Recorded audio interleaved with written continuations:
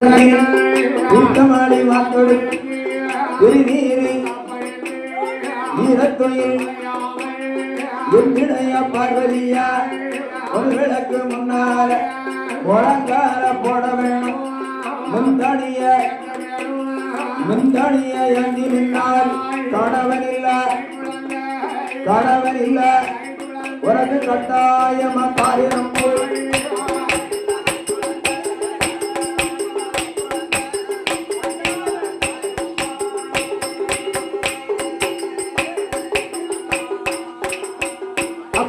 கணவனில்லா கை குழந்த கண்டிப்பா காரியம் என்று சிவபெருமான் சொன்ன போது அந்த வார்த்தை காதில் வாங்கி அருங்கிலியா பார்வதியா எங்க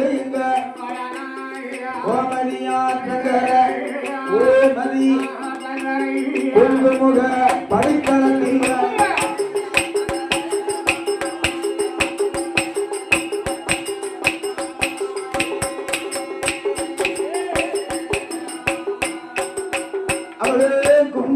படித்தளத்தில் தீர்த்தமாடி பார்த்தெடுத்தாள்.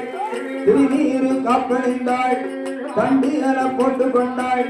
கண்டியலில் அமர்ந்து கொண்டு பூதங்களை சுமக்க சொல்லி பல்லக்கில இருந்து கொண்டு பல்லக்கில பவனி வருவாள் பார்வதியாள்.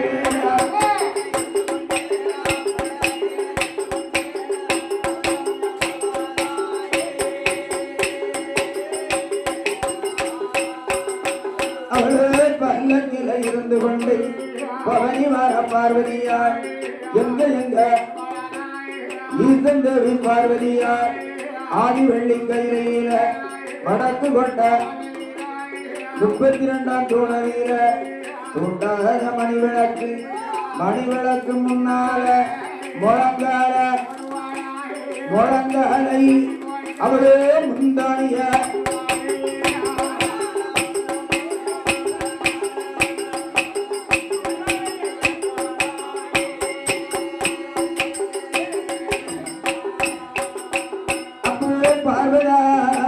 தேவியானவள் ஆதிவள்ளி கைலாசத்துல வடக்கு கொண்ட வாசல் அந்த 32ஆவது தூணுக்கு முன்னால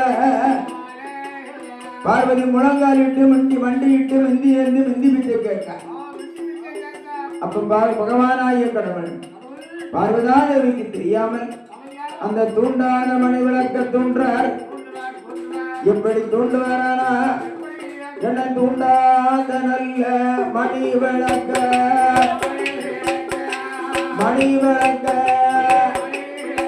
அப்பன் தூண்டுகிறார் சிவபெருமான். மணி விளக்க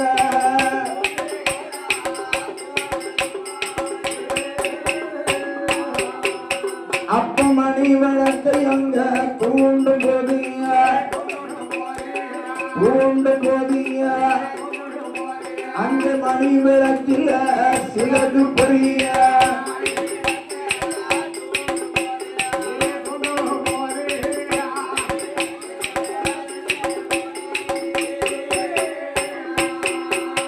அப்ப முத்துவ போல மூணு பொரிய பார்வதி முந்தாணி பட்டுல விழுகுட மூணு பொரிய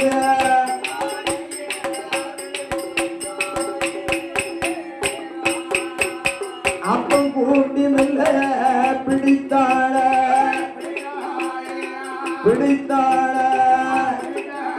ஒரே குழவி கல்லு போல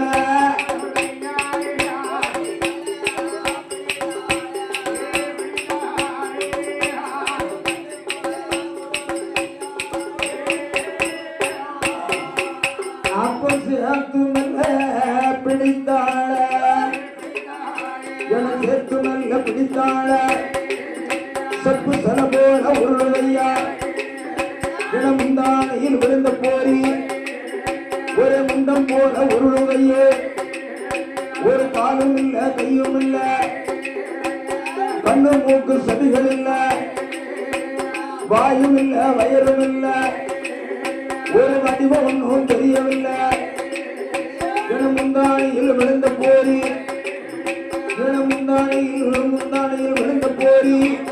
விழுந்த போரி ஒரு முண்டம் போல உருளுதையோ உருளுதையோ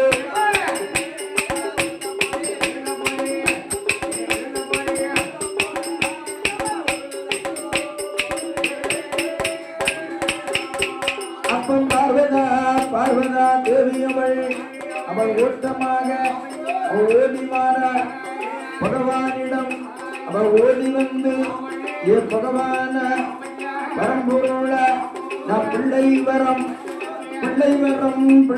கேட்டதற்கு இந்த பேமுண்டத்தை கொடுக்கலாமோ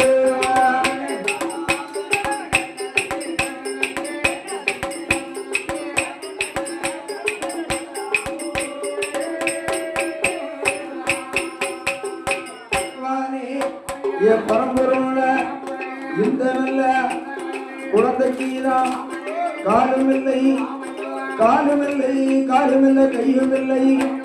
கையும் இல்லை கண்ணு மூக்கு செடிகள் இல்லை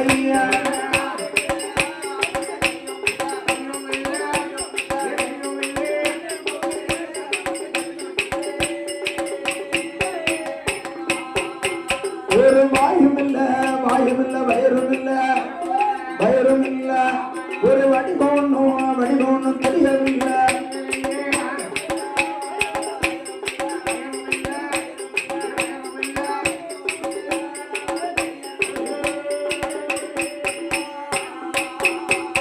சுவாமி பகவானி பிள்ளை வரம் கேட்டேன்னு பிள்ளையாவா பிறந்திருக்கு மதள வரம் கேட்டேன்னு மதளையாவா பிறந்திருக்கு பெரிய மத கல்லு போல பிறந்திருக்கு கால் இருக்கா கை இருக்கா மூக்கு இருக்கா மொழி இருக்கா வாய் இருக்கா வயிறு இருக்கா வடிவம் ஒண்ணுமே தெரியலையா அம்பி குழவி கூட ரெண்டு பக்கம் அழகான பிடி இருக்கும் அதுவும் இல்லையே சுவாமி இந்த பிள்ளை எனக்கு வேண்டவே வேண்டாம் பார்வதி பிள்ளை வரன்னு கேட்டது நீதான் இப்ப வேண்டாங்க நான் என்ன பண்றது பார்வதாதேவிக்கு அறிவுரை சொல்றார் சிவபெருமான் 10 மாதம் 300 நாள் சென்று பிறக்கும் குழந்தைக்கு ஏதாவது குறையோட பிறக்கம்மா நீ 3.25 நாள் இல்ல கணவன் இல்லாத கை குழந்தை கேட்க புருஷன் இல்லாத புத்திர வர கேட்க அது அப்படித்தான் இருக்கும் பகவான் சொன்னதை கொஞ்சம் மாட்டம் கேட்டையா இல்ல கணவன் சொல்ல கேட்டையா கணவன் சொல்ல எடுத்தறிஞ்சு பேசுன இப்ப நீ அனுபவி கணவன் சொல்ல கேட்கணுமான கணவன் சொன்னாங்கன்னா ஒரு அர்த்தம் இருக்கும் கொஞ்சம் கேட்கணுமான கேட்கலாம் இப்படிதான் சங்கடப்படணும் ஏ பார்வதி பார்வதா தேவிக்கு அறிவுரையை சொல்லி ஆண்டவன் கடவுளான சிவபெருமான் யார் அழைக்கிறாரானா ஏ வாரும் ஐயா பிரம்மதேவா வாரும் ஐயா பார்த்த உன்னை முண்டமான குழந்தை தீட்டான் உருபிடிக்க வேணும் என்று உடையவர் சொன்ன போது ஆண்டவன் கடவுளவர் வார்த்தை கேட்டு கட்டழக பிரம்மாவும் கைலாசம் வருவாரோ முண்டமான குழந்தை தீட்டான் உருபிடிக்க வேணும் என்று கால் படைத்தார் கண்ணு மூக்கு செவி படைத்தார்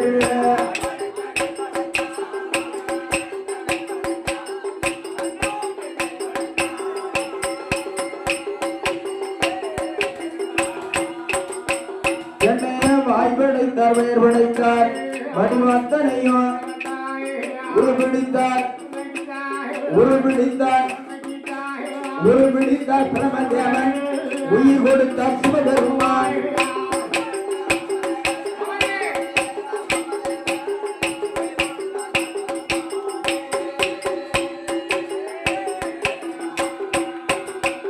அப்போ உருபிடித்த வேளையில உயிர் கொடுத்த வேளையில உனக்கு கூவா என்று கூவா அங்க குரலு சப்போடுகையோ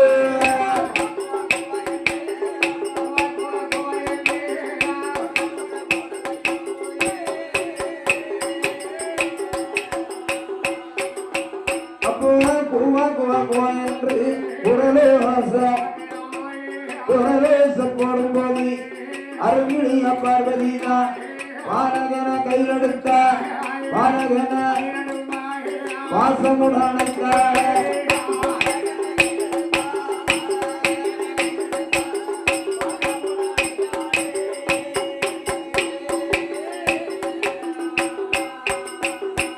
அன்னையான பார்வதாதேவி பாலகனான கண்மணியாகிய பாலகன மடிமேறி எடுத்து மார்போடு அணைத்து மதிமுகத்திலே முத்தமிட்டார். சேர்த்து அணைத்தால் செல்ல முத்தம் கொடுத்தாள். அன்போடு அரவணைத்து ஆசம் முத்தம்